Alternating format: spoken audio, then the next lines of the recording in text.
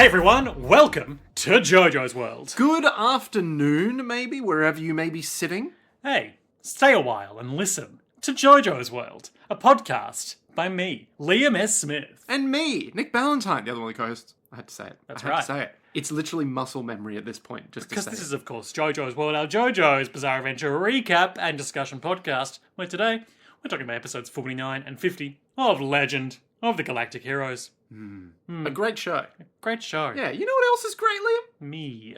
Such hubris. There's going to come a day where you're going to look at yourself in the mirror and go, I'm going to be brought low and I'll have nothing but the clothes on my back and I'll look at myself in the mirror and I'll say, yeah, you're all right. no, Liam, you won't say that because our patrons have your back. Hooray! Yeah. They're It's like the the ones. power of friendship in a JRPG, but it's like, by the power of financial support from our patrons, I can overcome despair. Yeah, and did you know that we have someone right now giving us financial support that we are obliged, Liam, to talk about right now on this podcast? It's true. We've Yeah. made that commitment and we've stuck to it. Every single time, unless I've forgotten. But I haven't forgotten this time, because I will never forget, because I've never Because forgotten. there's one thing that none of us will ever forget, as we promised. Yep. And that is, of course, that dark day in 2001. Dark Day in 2001. Like, you're not talking about, anyway, our Patreons. We have a new one. Named Alexandra Clarkson. Alexandra Clarkson. Now, Clarkson's a normal name. Alexandra sounds like an ancient Greek name, though. You know? Like, I'm only used to Alex. And Alexandra wept because there were no more podcasts to subscribe to. Truly, if I had a name like Alexandra, I would go everywhere and just talk in the third person. That'd be my thing. That'd be like what I would do with my You would life. be insufferable. Alexandra doesn't like being told that they're insufferable, and Alexandra takes that as a personal offense. God, I should just start walking around doing that now. You shouldn't. You really shouldn't. No, I can't co-opt Alexandra's name. But what if I did? What if I could? I mean, I would support you in all of your lifestyle choices. Okay, my new name will be Alexandra. Ooh, what's a good last name? Valentine. Alexandra You've got a Ballantyne. good last name. It's true. I do have a. Is it as good? One of my cousin's last names is Falconer, which is. Whoa. That's a good last name, right? That is a top tier last name. But Ballantyne's all right, you know. Alexandra Ballantyne. So, presumably, Falconer's ancestors were falconers of some sort? I can only An assume so. occupational name? Yeah, it makes sense that they would own falcons and then send falcons out, you know. I don't think he's coming back. What about Clarkson would have been back Son in the of day? Clark. Ah, So possibly son of a clerk. maybe? So clerk goes into Clark, goes into Clork. Goes into Zorg. Ah, see, it all comes back to Zork. It's dark. It's Watch gritty. out for the darkness.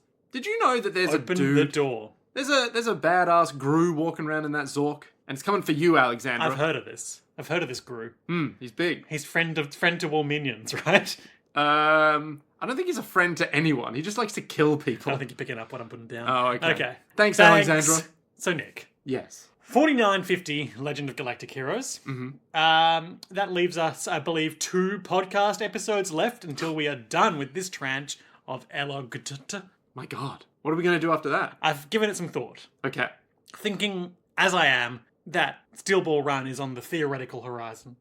Of who knows when. Who knows when, but there is Hope. a destination. There is hope out there that we can all feel good about. With that in mind, a couple of shows that spring to mind that could be good to cover. And of course, we'll, as always, make a final decision off air. I think potentially Trigun could be a good preamble, or Golden Kamui, or both. Ooh. Well, we've been saying that we wanted to do Golden Kamui We've been this saying long. both for this long. Yeah. But I mean, Trigun has a certain special place in that. I've already Trigun will seen it. necessitate a reversal of our usual dynamic. Exactly. And that could bring us...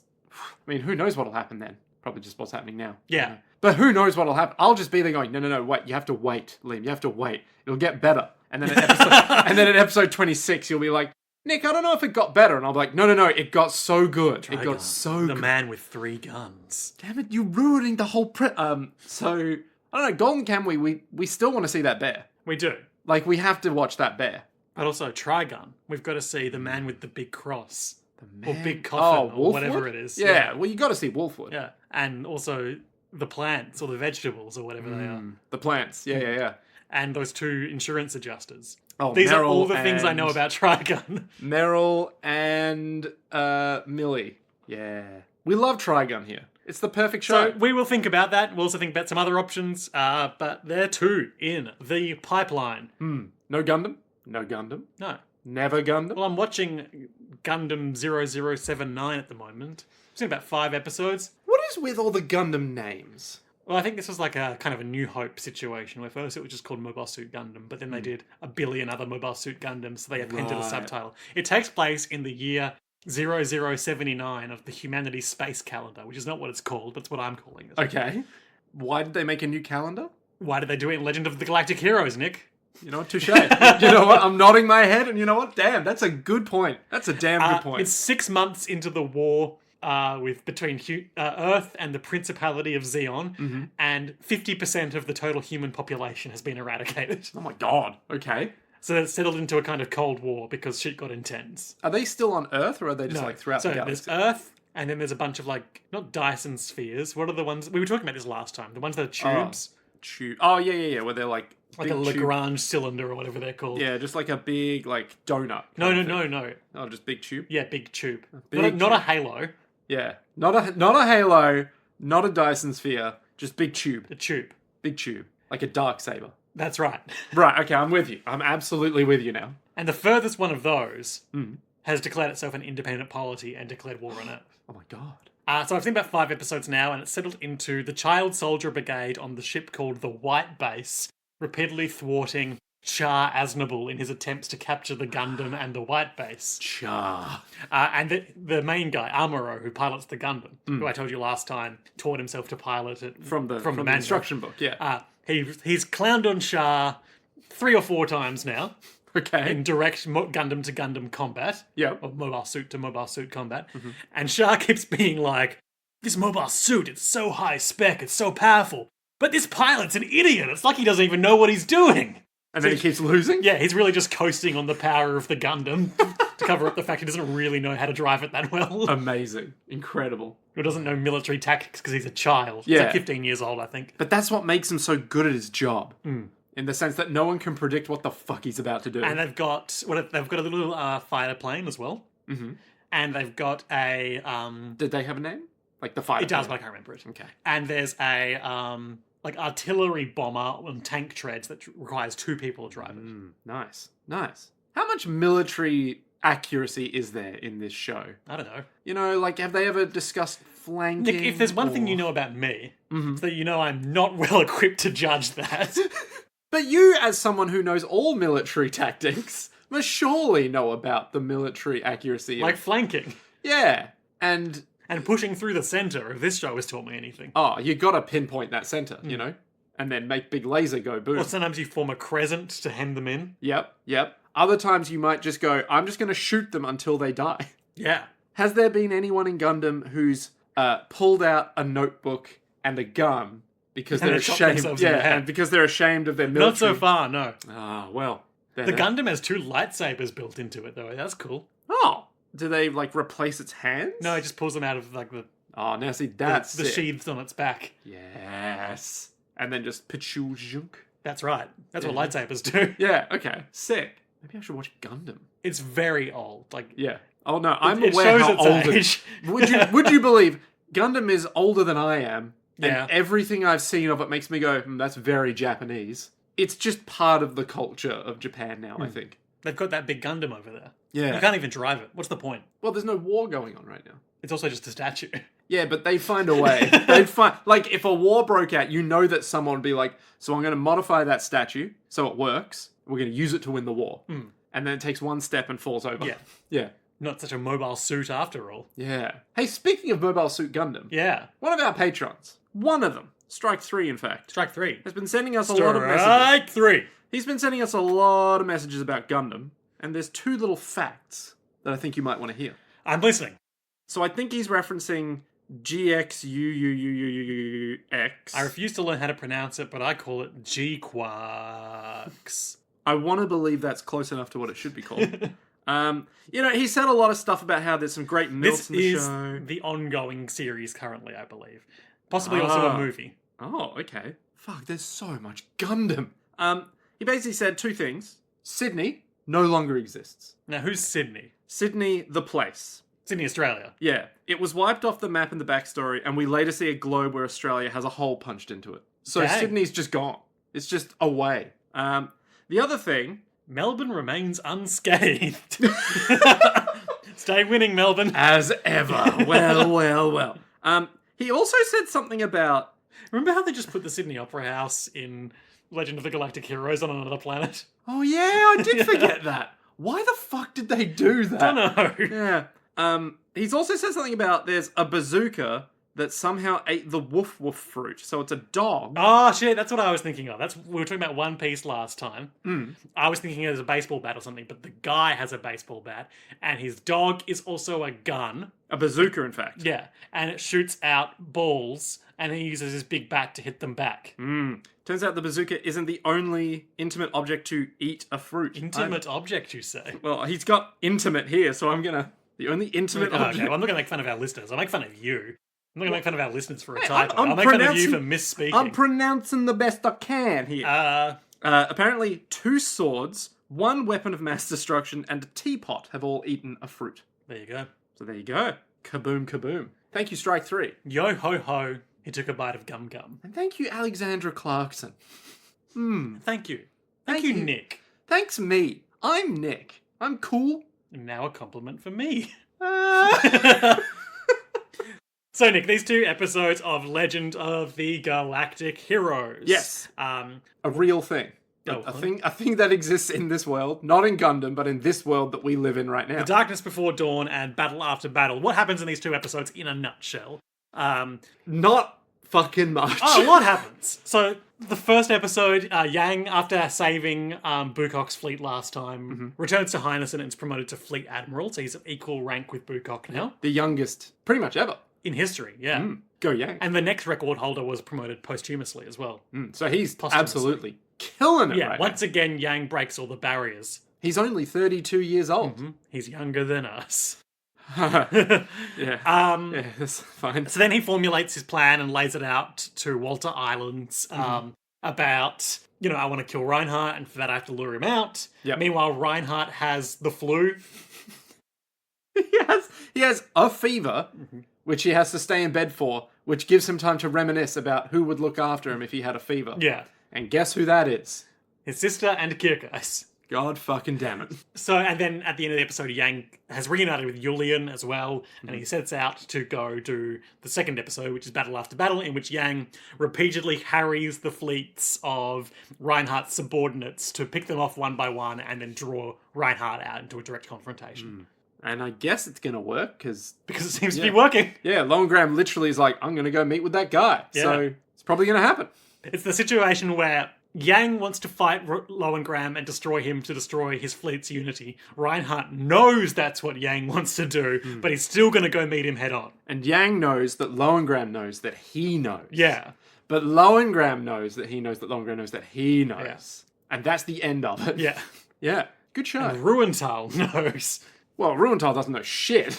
Mittermeier might know, but I don't know. And Kirkais. Well, he knows more. The cold kiss of steel. I'm pretty sure he was shot with a laser? Or a rocket launcher or some shit. Was he shot with a rocket launcher? I think so. Oh, God. We need to go back and fact check how Kirkais died. Or do we? He lives on in our hearts, though. Yeah. And in the pocket watch, which is always close to our heart. You mean Lowengram's heart? That's right. Yeah, which is our heart, because, we're part of the Empire. Or are we? No, me. I'm more like the Fazan Dominion. You're like... I don't want to say you're like Adrian Rubinsky, because let's be real. As much as I would love to say I'm like Adrian Rubinsky, neither of us. I'm like the Baroness. Yeah, you're like the Baroness. Yeah. A little bitch who just swans around making fun of people. Oh, but I would never insinuate such a thing. I would never insinuate such a... Oh, but I tell you what. So, as I mentioned, jumping into it, the episode opens with Yang discussing his new promotion with his confidants, Frederica and Shenkop. He talks about how like his pension's going to increase once again. He's making those jokes about being really salary motivated. And his pension's really going to pay off big time. Yeah. As is mentioned like 3 times. Yes. And he goes into this meeting with Walter Islands as a representative of the civilian government. And they basically both just agree, if we don't win, we're fucked. Yep. I think at one point he's like, can you please promise me that you'll win the war? And Yang's like, if I could promise you that, I would, but... That's a crazy thing to ask. Yeah. Like, you know what? No, you're right. That is crazy to ask. And Yang asks them to start giving consideration for what they'll do if he loses. Because if they win, there's plenty of time to figure that out. Yeah. But if they lose, they better know. They got to be prepared. Yeah. It's kind of they got to have the plan, because that way they'll have it. Yeah. Apparently Liam has been saying this. That phrase, then we'll have it, which is from Arrested Development. And I've never known that's what he was referencing. Despite always... looking at me like, and then they'll have despite you backing me up and repeating it to me. Maybe separate, so we have it. So we have it. That way we have it. Is that way you have it? I had no idea I was doing this. I'm just such a good wingman. Okay, I'm good at... What's the 2 commentators? There's the colour and the something. Like the play-by-play? Yeah, something like that. I'm such a good, supporter of the insightful commentary Liam gives that then adds absolutely nothing, that I'm like, yeah, sure, we're doing this, whatever. But I had no idea. No idea. So now if we hear it from here on out, I'll still not remember. No. The point being, Yang's like, you got to prepare to lose, all right? It's like having a tapeworm. You got to be prepared. Speak on that. Well, if you're not prepared, then it'll catch you off, right? You won't have as much time to react. And then what are you going to do? Then you'll starve to death. Yeah, but then you'll... And then what happens to the worm? Well, the worm, if it dies, right, then all the subordinates... What if you die and the worm lives? Well, the worm is made up of, I want to say, about I'm 18. not speaking metaphorically. Well, if the worm dies... No, if you die, but the worm lives. Oh, that can't happen. Oh, that's impossible. If I die, the worm dies with me. It's just like Dune. If the worm dies and I live on, humanity prospers. Would you still die with me if I were a worm? What kind of worm? Are we talking tapeworm, dirtworm, Sandworm? Sandworm. What kind of worm are we talking here? If you're a sandworm, I would do it, but only if you were going to clone me. But also, I don't think you want to know how they clone things in Dune, because there's no computers. Is it unpleasant, or is it just really boring and involved? Deeply unpleasant. Okay, I'm fine. It's like, if you take from this, there's no computers, so there's no, cloning machines. Yeah. So anyway... Do they do it with Revolver Ocelot style self-hypnosis? No, okay, they that don't. was my only guess. They do it with looms? No, Doctor Who fans will know what I mean when I say looms. They do it with big women. Now I'm interested. Oh, okay. Basically, the Tleilaxi tanks are just big women that give birth to humans, basically. But they're just disgusting, oversized things. Oh, like the Broodmother from Dragon Age. Yeah, a bit like that, yeah. Where it's this big, oversized, contortion, fucking, distorted vision of what a pregnant woman should be. And then they're like, yep, that's a tank. I feel like Dune might have some issues with women. And men. Particularly if they're homosexual.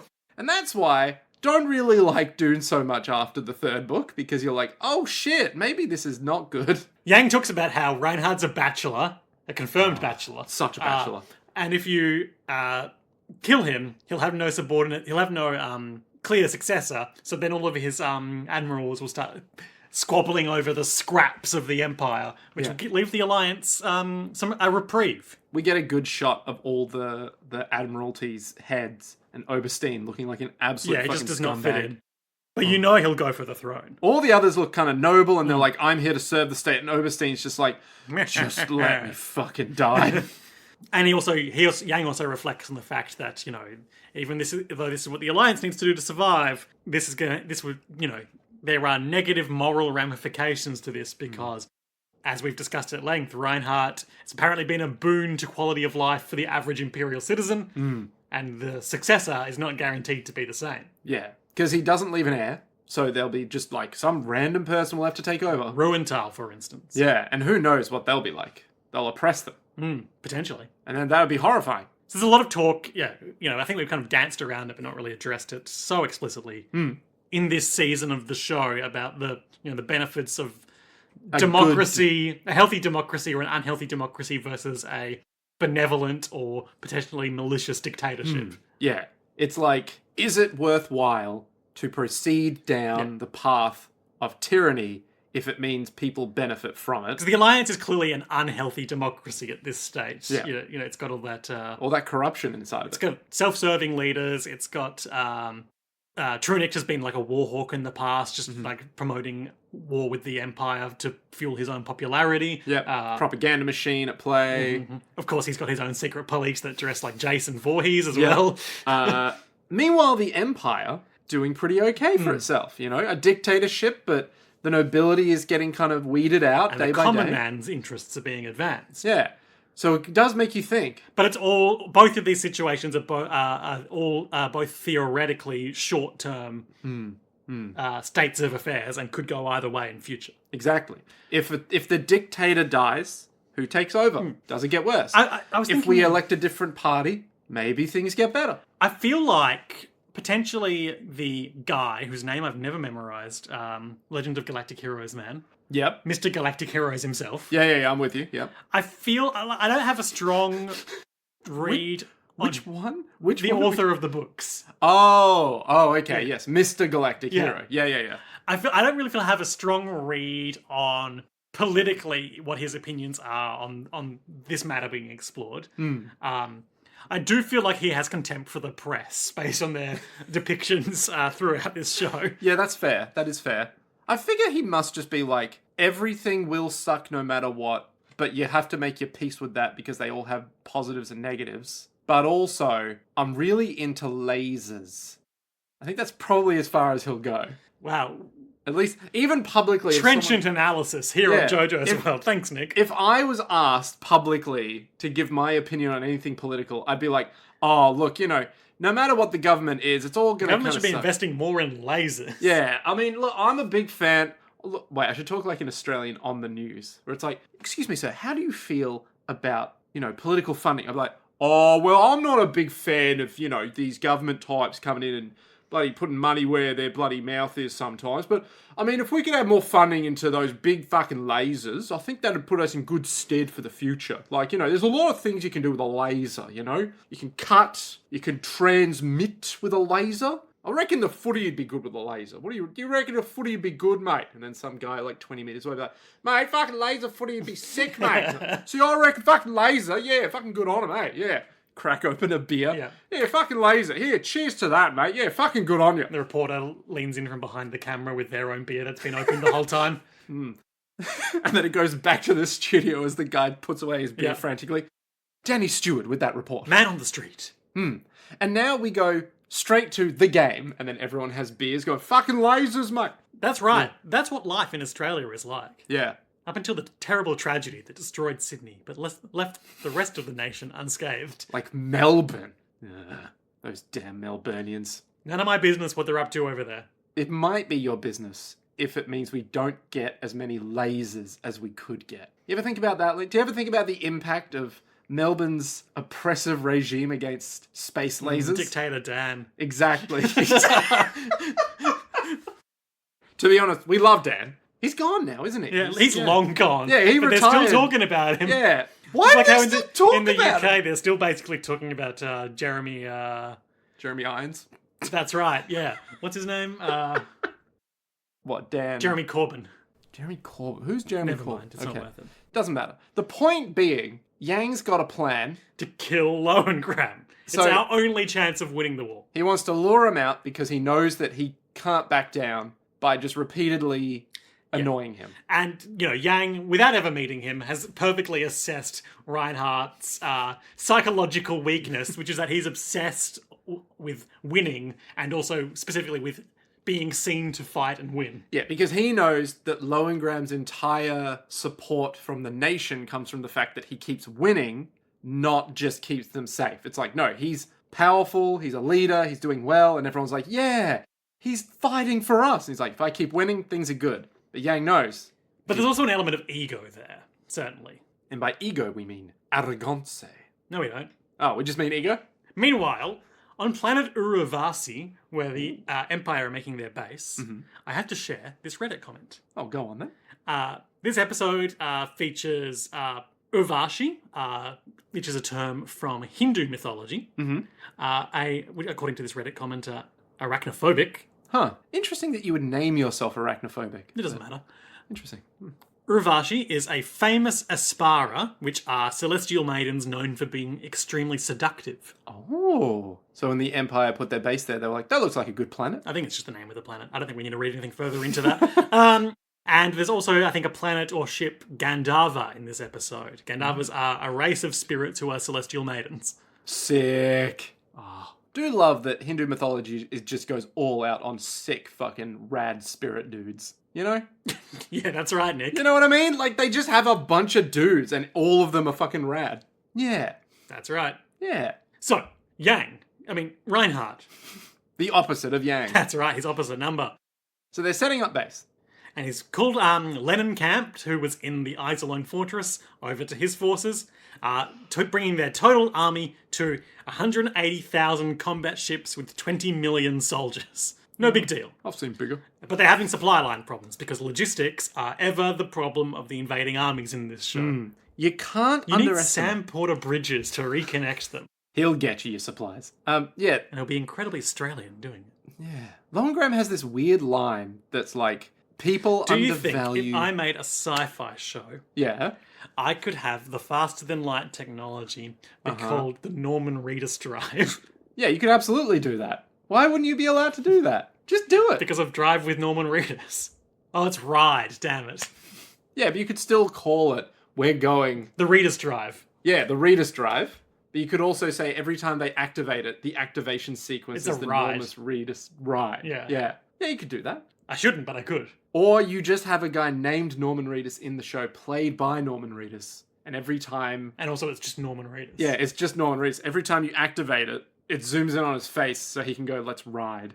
And he's on a motorcycle when he says it. Yeah, every single time. He's actually, like, not important to the show at all. No. They keep him in a tank like the Like a Bacta tank. the navigators in... Oh, in Toon? All 40k. They're the same Yeah, thing. yeah. And he's just there. He's just sitting on a motorcycle, though. But he's not hooked up to anything. He's just in a tank on his motorcycle. He's actually in the museum of the ship. Folks, I finished Final Fantasy VII Remake yesterday. That's pretty pressing. It's pretty pressing. It's like it's part of the times now. Could you not make up your mind if you wanted to say impressing or depressing? No, as in like it's pressing in that it's the new thing. It's the Final Fantasy VII stuff. Because the next one's coming out soon, right? No. Take it all back. Everything's The reduced. second one's been out for maybe a year at this point. But when's the third one coming? I don't know. Oh, okay. I thought the hype train was rolling on that thing. No, I've had it for a while. I got it on deep discount a while ago and just finally got around to it. Oh, there you go. All right. What do you want to say about Final Fantasy VII? It's got these really boring motorcycle segments in it. If Norman Reedus was in those motorcycle segments, would it be better? If I was doing Death Stranding or motorcycle, you know what? Bold take, because I know a lot of people didn't like this minigame. Okay. The street motorcycle racing segments in Lost Judgment are much funner than the motorcycle segments in Final Fantasy VII Remake. That is a hot take. I'm just going to put it out. That is a hot take. The motorcycle segments in Remake feel slow and clumsy, and you've just got to hit people with your sword, and they just keep going and going and going. Annoying. I think Final Fantasy, everything I've seen of these remakes has just been, it takes a while. Like, everything just takes a while to get through. I think most of the reason I played the first one is because I saw stuff of the second, and that makes me want to play that, because it looks expansive, and Yuffie is there, and whenever she's idling, she just sings her own theme song to herself. Oh, man. Maybe I should play these games, but I never will. Maybe you should just watch me and give me attention. Yeah, I'll be like, why aren't you just being more like Norman Reedus? There's this guy, Barrett Wallace. Yeah. He's an eco-terrorist. Yes, correct. He is concerned with the blood of the planet being sucked dry by the sinister Shinra Corporation. Aren't we all? And then in the sequel movie, he becomes an oil baron. Yeah. Feels at odds with his character Well, to me. because then he keeps the blood of the earth. And that way he has it. Yeah. I don't actually... God damn it. Oh, it's been under my nose this whole time.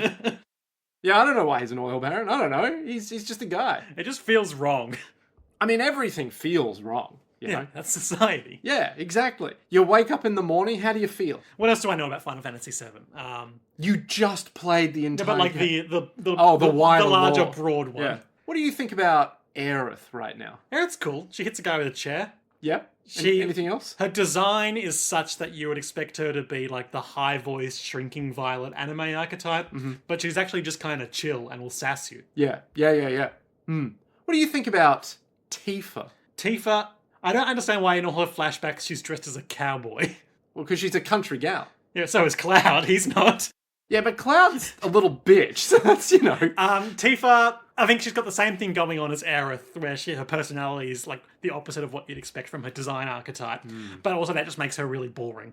Now, what do you think about Vincent Valentine? Oh, I only know about him from Dirge Cerberus? from the opening cutscene of Dirge of Cerberus. Yeah. But I understand that he turns into a werewolf and a Frankenstein. Yeah, that's my guy. He feels like a guy who could reload a good revolver, though. Were you about to say a guy who could revolver Ocelot? Yeah, sure. Okay, all right. You know his revolver only has three bullets. Oh, it's a tri-gun. Yeah. It's one of those things that just sort of, you know, you don't think to yourself. Does the gun from Trigun have 3 slots? No, which gun are you talking The about? Trigun. We're gonna have some fucking words about the Trigun. Okay, so you're telling me he doesn't have a revolver with 3 chambers. He doesn't use 2 guns in his hand and 1 in his mouth. What's the point of any of this? Well, he's a pacifist, you see. And he has a gun, and a gun. So, okay, he's like the Witcher. He's got 2 guns. Uh-huh. One for... The Witcher has a gun? No, swords. Okay. It's an analogy, Nick. Follow me. I refuse. If there's one thing I absolutely follow Tolkien on... He's got 3 guns. Yeah. 1 for people. Yep, one for One monsters. for monsters and 1 for himself. Every day I carry around this gun. Oh, what's that for? If I think I'm gonna lose the next battle. I also have this notebook with me. Mm-hmm. I keep it in this drawer. It's like, no, but we need you. Why? Because scapegoats. That's true. I don't follow. I don't know, something about Siri. I think I conflate... We're getting off the reservation here, and I do want to circle back to Final Fantasy VII before we circle back to Legend of the Galactic Heroes. Of course, and then we'll circle back to I think I conflate the thing with the plants in Trigun that I only vaguely understand because I haven't seen it. Yep. Mostly I know about it from the JoJo's World Patreon Nick's Picks Trigun episode. Where I badly explained it. Yeah. Yep. With the twist in the big O, where Roger Smith is concerned that he is a child clone or, quote, one of those little tomatoes. Interesting. I mean, not quite the same, but also not quite the same, I guess. Yeah, because everything's a plant, you know? When you boil it down, isn't life just a big old tomato? Note to self, leave that timing in exact in the edit. Listen, we share the same brainwaves now. This is it. Okay, so Final Fantasy VII. Yeah. Do you have any questions for me? Do you like it? That's fine. I feel like most of the dungeons are maybe 20% too long. Yeah. I feel like the original game, when I played it as a what, like a fucking 13, 14-year-old, the amount of time you spent to get to the point you're at now, I think you played for like almost 20 hours-ish, maybe? Yeah, probably 15 to 20. Yeah, I think that's like 6 hours on the original. Yeah, I understand it's been heavily extended. Yeah, because, you know, people crave Final Fantasy VII. So, other than 14, which we've covered at length, Yep. the only other one that I've played, the other ones I've played have been Tactics Advance. Ooh. Which I'm not talking about now, but is worth noting, and the Pixel remasters on the Switch. And the way I would do those is I would turn XP and money gain up to 4 times. Money, please. And then as soon as I got bored of doing random encounters, I would just turn them off. Yeah, as you would do, as a sane human being with things to do. So maybe that's given me a bad barometer for how long these dungeons should be. Yes and no. I think it's just because back in the day, that was how you made a game as long as it was. But if you played it now, people would be like, why the fuck can I not just get through this faster? Because I've also, our attention of span's course, broken. played Stranger of Paradise Final Fantasy Origin. Which is a perfect game. Yeah. Well, I should say it's a non-chaotic game. How can we do that for the podcast? Well, it's pretty simple. JoJo's World Let's Play. Stranger of Paradise Fuck up. Final Fantasy Origin. Yeah. Nick can be Jack Garland. And I'll be I just need to know where the crystals are. the chaos. That's the bit. Oh, yeah, just tell me where to find chaos. No, he's asking about the crystals. He's like, just tell us about the crystals. That's right. Yeah. When are we gonna fight chaos? And I'll be Sophia. The... No. I think her name was Sophia. You meet her as Tiamat, and then you beat Tiamat, and she turns into a cool goth lady. Yeah. Your friend, Sophia. Yeah. Yeah, okay. Yeah, all right. Yeah, all right. Yeah, we'll do that. Look forward to that on the JoJo's World YouTube channel Full in 2028. I'll just show up as a guy listening to Linkin Park with a hoodie on, and you'll be fully dressed up in plate armor. I don't think we're talking about doing the same thing, Nick. Okay, cool. So anyway, Legend of Galactic Heroes. So, where were we? Where were we?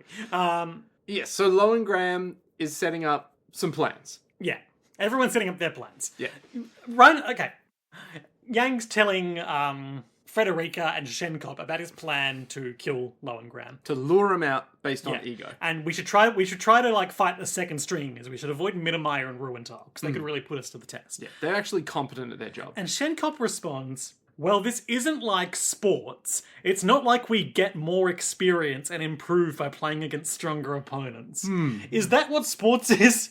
Or is that JRPGs? I mean, if you play baseball in a JRPG, is that a sport? You can do that in Yakuza 6. Well, there you go. Do you verse stronger and stronger opponents? Yes. Well, there you go. There you go. There you go. Sports are just JRPGs. They're leaving the meeting room, and Yang says we have to win as effortlessly as possible. Then Shenkop pushes past him, fury on his face, because there's a bunch of reporters out front waiting for them. He pulls a gun on them and is like, Yang, Mr. Yang Wenli, the magician, can you promise us that you'll win this war? Let the civilian populace know that you won't let them down. Or can't you promise us, huh? Are you a coward, Yang Wenli? And Yang's about to angrily respond when Greenhill Greenhill's like, hey, he's tired. Let him go so we can win the war for you. And all the reporters are like, what? We've been duly chastened by the noble Frederica Greenhill. Imagine the shame that must be on their faces. I just feel like the author just doesn't have a very strong opinion of reporters. Yeah, well, I mean, all reporters are scum. As an X Games journalist myself. Failed journalism student myself. All reporters. Burn them at the stake. Julian's returned to Heinessen, and there's a lot of news coverage about what a hero he is for escaping Fazan and capturing a Empire ship on the way, and he's been promoted to Lieutenant Junior grade, and he's travelling through the city on one of the public travelators. A long We love the design of the travelators in this show. He's just standing in the middle of the street as it buzzes him along. And he's just there going like, they could really do without, calling me a hero. This is a bit much. Yeah, what if Yang sees that? And then Frederica Greenhill's like, oh, Julian! Yeah, she's going the opposite way on the adjacent travelator, so he runs across to that. And he's all like, hey, what's up? And Greenhill's all like, oh, not much. Yeah, and, this is a strange exchange. I thought Frederica was joking, but then afterwards I got the impression she wasn't. He says that he hopes that Yang is glad he's back, but he won't be happy about me being labelled a hero. And Frederica leans in all snarky, like, you don't think he's going to get jealous, do you, Julian? And he's like, oh, no.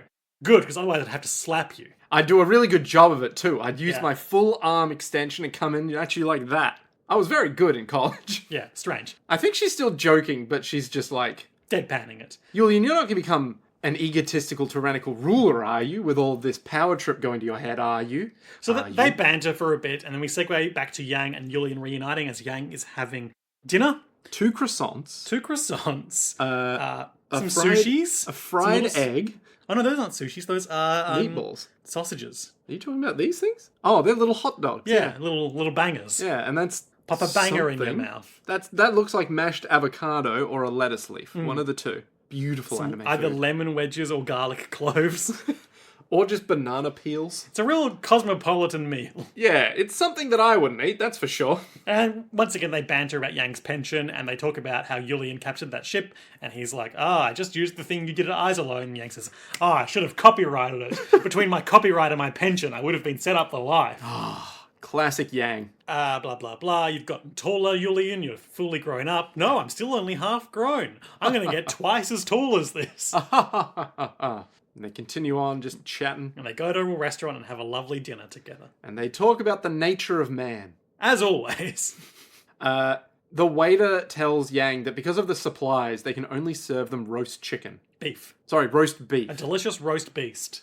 And And Yang's like, well, that'll have to do, because all the supply lines are being disrupted by the Empire. Yep. They talk a bit about Boris Konev, who was the owner of the ship that Yulian took back, and how he knew Yang as a kid, and what a mischievous kid. It's just banter. Yeah. Unless that's setting up something for later, it just doesn't really seem that significant right Yeah, now. no. It's just like, I remember back in my day, I did stuff. Do you remember back in your day? Did you do stuff? Oh, I always did stuff. Love to do stuff. So many shenanigans. Hate to be stuffed. What do you mean? I love to be stuffed. Yulian exposits that on the journey back, Bishop Degsby completed suicide. What?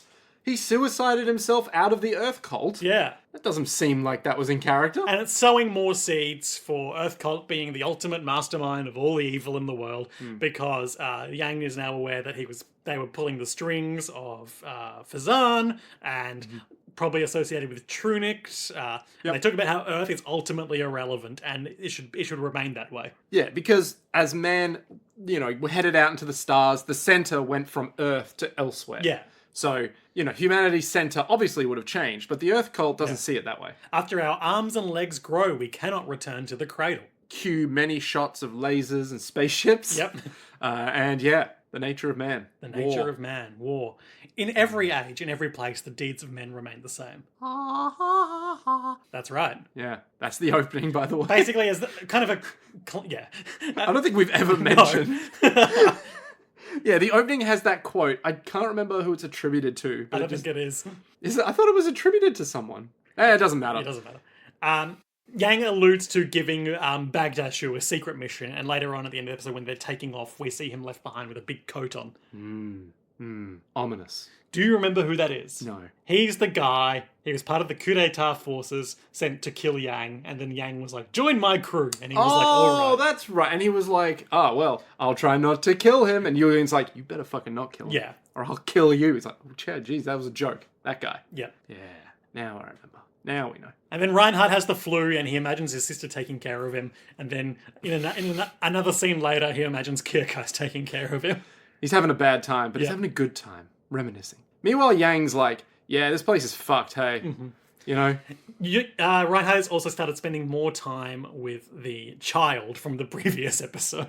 The kid who he's like, I hope that you... I see something of Kirkais in you. Yeah, he's like, I hope your dad does well, and I hope that... And the kid wants to grow up and leave, once he's done with his junior stint in the military, he wants to go to a military medical academy. Become a doctor. Yeah. And Longra's like, a noble pursuit. Mercat, we're really just setting up all the pieces here for next episode. We get a scene of Mercats declaring to the Imperial government in exile that he's going to join up with the Yang fleet to help defend them, because if Reinhardt's empire takes over the alliance, then the Kaiser is fucked. And all of his men are like, we're going to follow you Mercats until the end. And he's like, you absolute fools. This is a free society. Do whatever you want. Oh, yeah, okay, join me. Do whatever you want. Brief scene of the Kaiser continuing to be an awful terror to the shitty poet. Yeah, he hucks like a big book on the ground. Yeah. And the guy from Fazan... whose name I don't remember, but he was the one who helped with the kidnapping of the shitty poet. And he did that extremely sexual... Elevator elevator wall. Him and some other guy are looking in. That other guy is the guy who's always hanging out with Mercats, whose name we've never gotten. Yeah. And he's looking in, he's like, at the Kaiser. Yes. Potentially plotting something? No one knows. I doubt it, because that's just not really what the framing of that scene was implying. General concern? Yep. No one knows. Emil von Seckler is the name of the kid that Reinhardt's hanging out with. And he Wants brings to be him a a drink and is like, my lord, my father died at the Battle of Amlitzer. Thank you for killing the rebels. Oh, well, you're a good man. I hope you become a doctor. Anyway, I'm going to remember Kirkais as the beautiful man that he was. The only man of my heart. The only person that could ever bring me solace. Stares out into space. Back then, he's not even staring into space. He's got his eyes closed, imagining space. And Kirkais is a silhouette against it. Back then, we were still in military school, and Kirkais took care of me the entire time. If you were still here, I wouldn't have all these troubles. I could make you the head of the military, and I could be concentrated on domestic administration. He just wanted to be a war wife. That was it. War wife. Yeah. It's like, you would do with the war, I would do with the war. Wife. But like domestic affairs. That's right. Next step begins, and it begins strong. Yeah. Reinhardt sends a goon. Yeah, a goon. Just some his random name's guy. Rear Admiral Sombart, but if his name wasn't on my screen right now, I would have just said whoever, because he's not important. Yeah, he literally has one battle and then he's out of there. He gets one battle, he loses decisively, and then he is hauled away in disgrace by armed guards. So that or things like that happen a lot in this episode. Yeah. So Longram sends this guy out and is like, you should not undervalue the supply lines. Supply lines are the main thing that we should go for, because then we'll starve out the enemy, they'll be hungry and they won't be able to fight as well. And that's good for us. And Sombart's like, absolutely, my lord. We don't even see the battle. We just hear he's yawning in his chair, and he gets alert that 17,000 ships are approaching. And they send Lemon Camp out to go check on him. And by the time he gets there, like all but 30 ships have been destroyed. Yeah. And then the next shot is just Lowengram being like, you absolute fuck. You little dickhead. You fucked us so hard that I'm going to have to punish you the only way I know how. Since you volunteered. And crucially, when taking the job, Sombat was like, I shall do this or bear whatever consequences you see fit. And now he has to bear those consequences. Yeah, Lowengram's like, well, you signed up for this shit. I'm going to put you to death. He's Yep. like, okay. And then he's hauled out of there. I don't know if he's put to death, but he's at least, like, He's put in the brig. imprisoned. Yeah, he's punished in some way. Steinmetz is sent to destroy the Yang fleet in response to this. Steinmetz is the guy with, like, under chin beard. Yeah, he looks very imposing. I think he would was say. briefly serving under Kirkais back in the day. He might have been the Yeah. one on the ship who was drinking all the time. Yeah. But I could be wrong. Possibly. That was many episodes ago. Too long ago. So many years ago. So Longram's like, all right, you're going to go. You're going to fuck up the supply lines. You're going to kill Yang Wenli's fleet. We're going to be fine. It's the only way to win this war. And they're like, we found Yang. He's parked right next to a black hole. That's a strange position to be parked in. Well, that's a bad position for them. Let's spread our lines out real thin-like and encircle them. Like a crescent. And then Yang just pushes through the thinned lines, and then they have their backs against the black hole, and he starts blasting them, and Steinmetz? Steinmetz's fleet is being pushed back into the black hole. It's real gnarly stuff. And Steinmetz at some point is like, all right, look, we're losing hard. We're feeling the black hole on us. Our ships are literally falling into the void. Go on. We have to do something. Yeah, otherwise they we're treat gonna it like a riptide. Yeah, so we are going to go sideways, and then we're like going to go around the black hole and fling out of there. Yeah. Now, they are going to be shooting us that whole time. And the guys are like, that's insane. Why would you do that? It's like, well, it's either that or die, so let's do that. Before that, there is a very strange conversation on Yang's brig. It's a bridge, where he's making his plans, and then it's Julian and Frederica flanking him. Oh, that's right. After, making some initial exposition, he turns to Julian and says, by the way, Julian, what the hell are you doing here? And he's like, and Frederica says, oh, he was assigned here because of his knowledge of the Fazan invasion fleet. Oh, cool. And then, okay. And then Bagdashu walks down to the lower level of the bridge. Yeah, and Yang's like, wait, Yang why is Bagdashu here? He's he not meant says- to be here. He points at him and he says, what is that?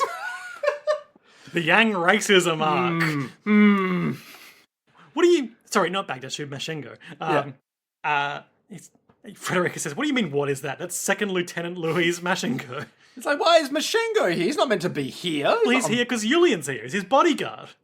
There's too many people from the fortress here. Getting on board without my permission. And then Kazalnu walks up and is like, yeah, I agree. Well, you're the Hold on. fortress commander. What are you doing here? Well, I'm here because Julian's here. Well, then who's driving the boat? Meanwhile, go back to the boat and it's just Hans Moleman. Yeah. Hello, I'd like to get off these. Oh dear. You're conflating about 3 different Simpsons bits there. I mean, look, I'm nothing if not a reference Which makes machine. them new. Good combinatorial value there.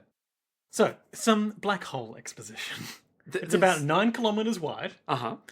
The danger zone extends up to 3,200 light seconds, or 960 million kilometers. What do you think that means? So we shouldn't go any closer than 100 million kilometers.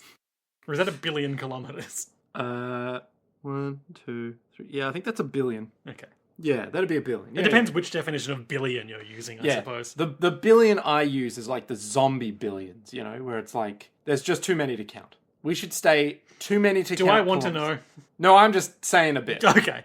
Yeah, it's just like, there's too many to count. It's like a billion, whatever. And as we said, Yang pushes his fleet, Steinmetz's fleet up against the black hole, and we see ships getting sucked in. It's really gnarly. But then Lennonkamp's fleet is coming to reinforce, and Yang is like, "Who's that?"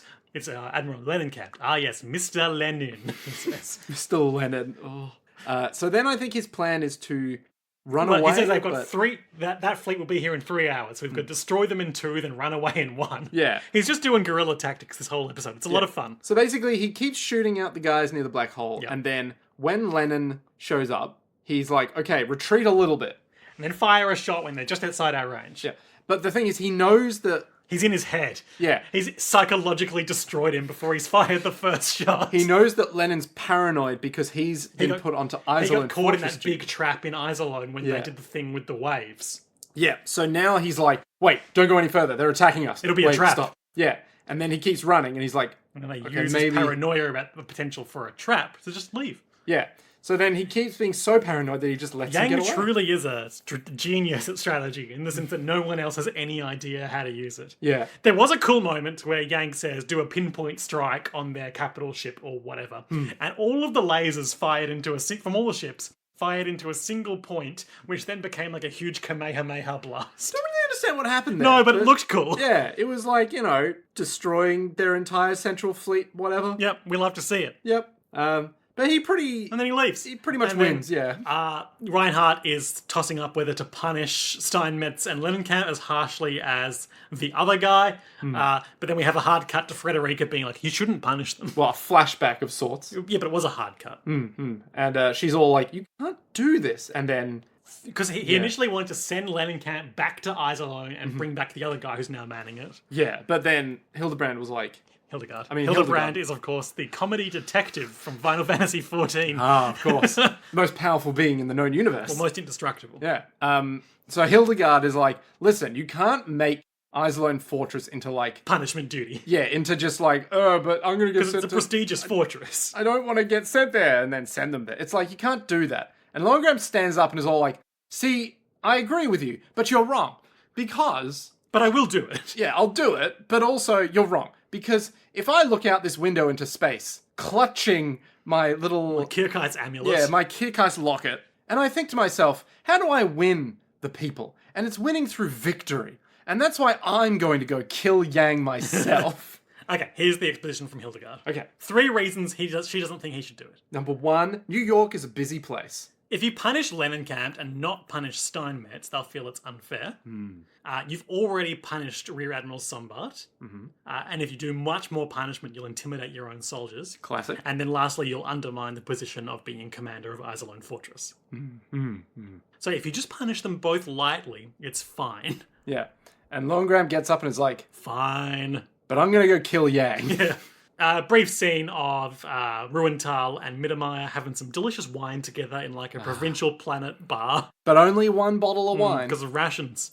See, supply lines are being cut off. Famine is the real victor of war. And they both deduce that Yang is going to try and kill Lohengrin. Because he keeps, like, playing He can't coy. win a large-scale military conflict just focusing on tactics. Yeah, because if they did that, they'd be destroyed. But he's just won't- poking. yeah. He's poking so much, and he's drawing the ire of one Reinhard von Lohengrin. A man whose ire you don't want to draw. Exactly, and he knows that he can't have him just keep poking away and then running away and be like, I'm Yang Winley.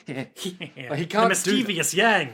Oh, that damn magician. He's like, who's that guy? He's like, there's a magician who's like a comedy magician, where it's like he does like something deeply traumatic in public. Chris Angel.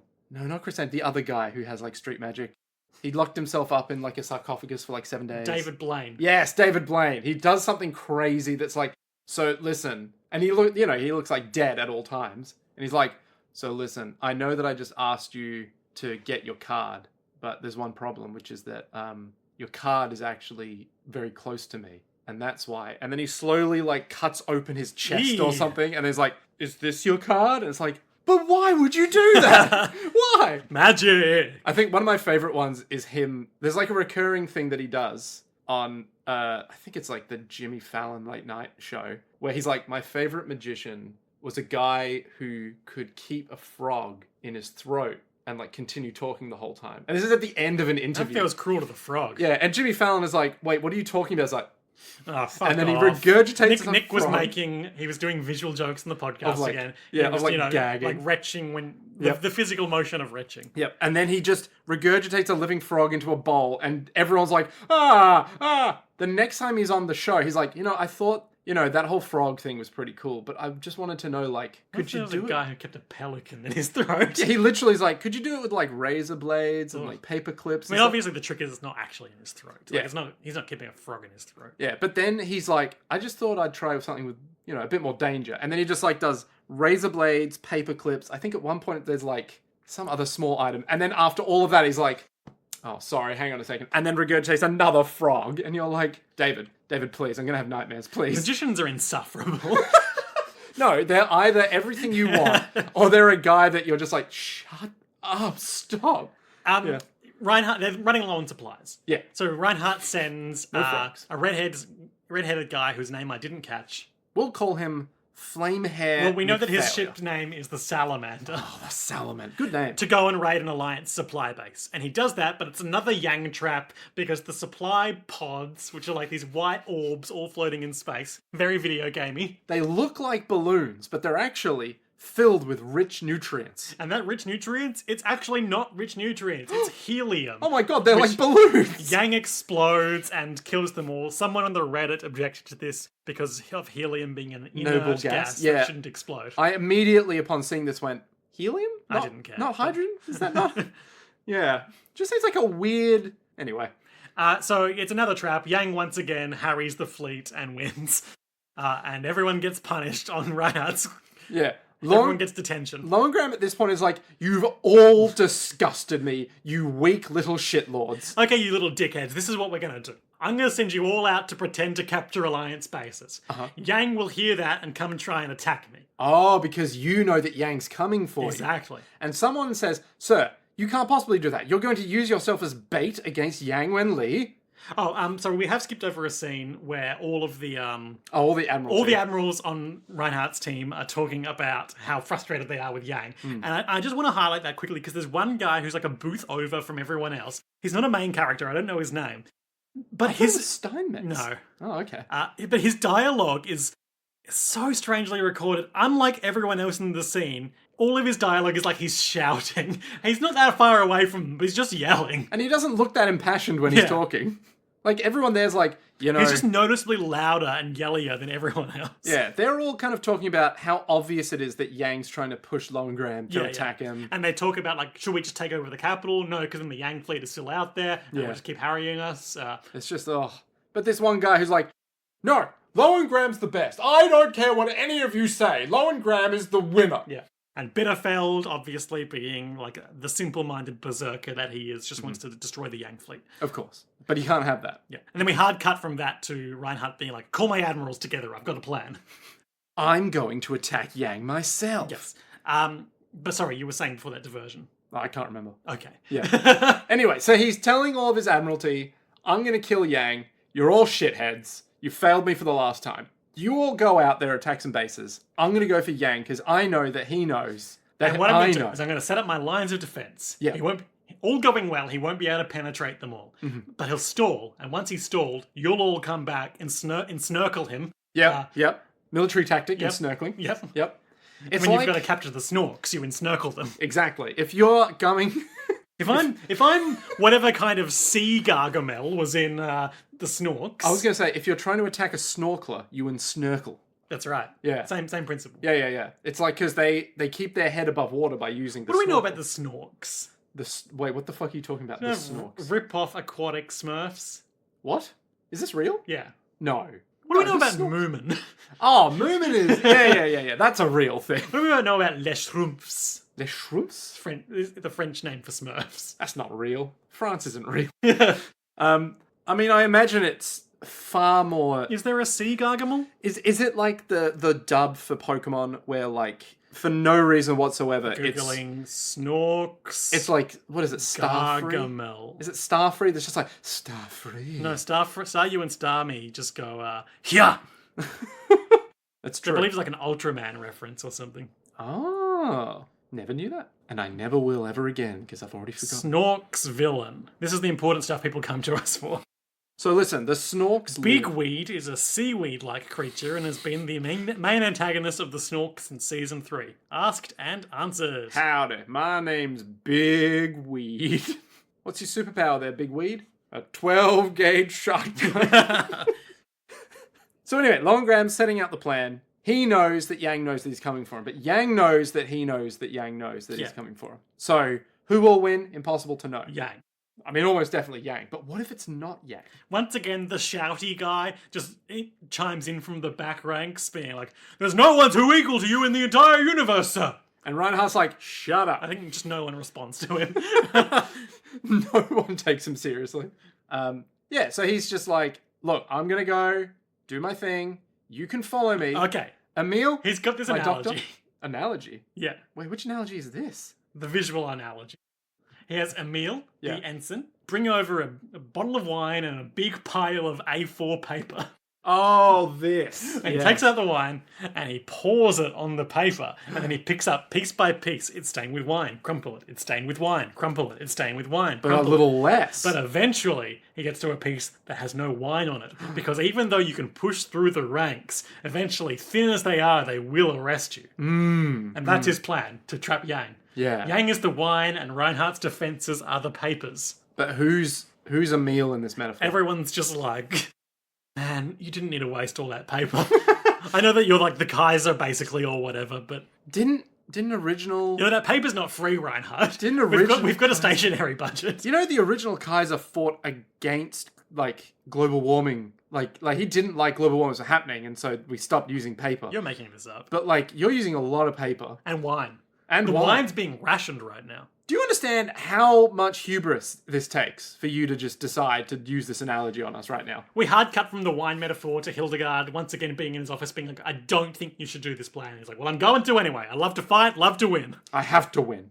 The people crave it. We could just take over Heinessen, but if we did that, I would end without ever defeating Yang Wenli, and I simply can't. My ego can't allow that. I cannot do that, Fraulein. I cannot lose to anyone Why are you saying it like a German accent? because he's saying Fraulein because he's got like a German accent Come on, Fraulein. because he's kind of like a Nazi guy. Ah, the Empire. So yeah, he's like, I can't lose to Yang. I won't lose to Yang.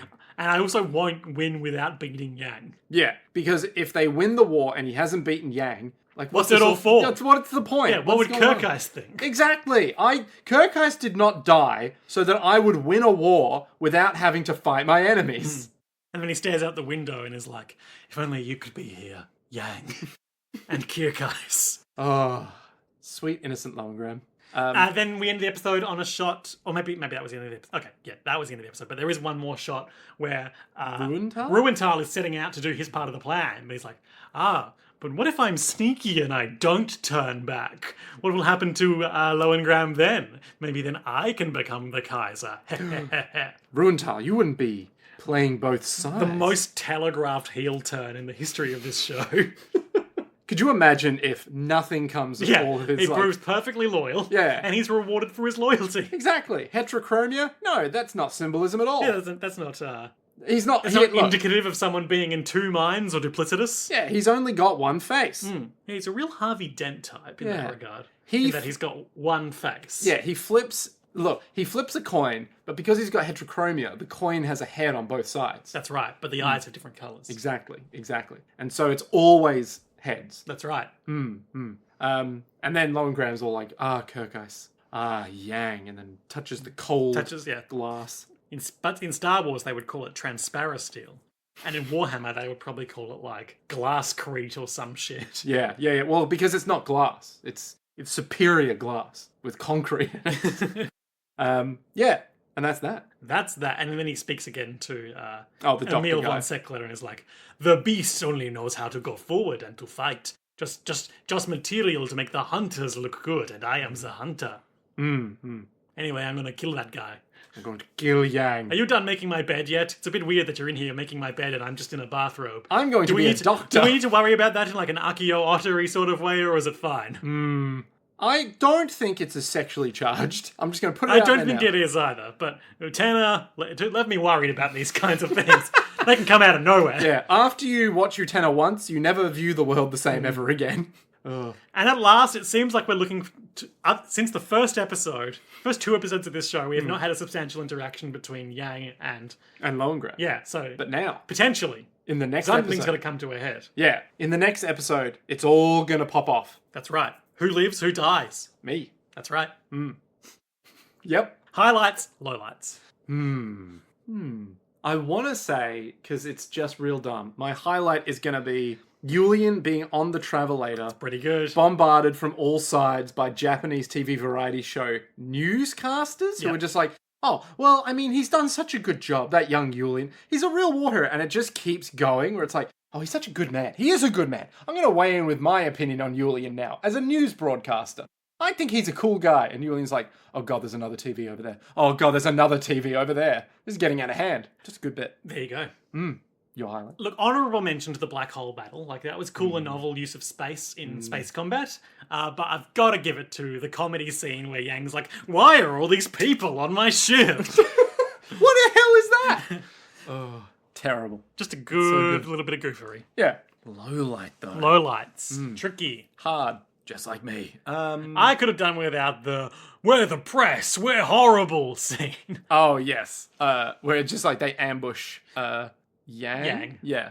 Yeah. Oh, And I feel like I've made my feelings on that clear. Yeah. But he just doesn't like the press. But what if he hates people? What if that's the real message? I guess the press are still people.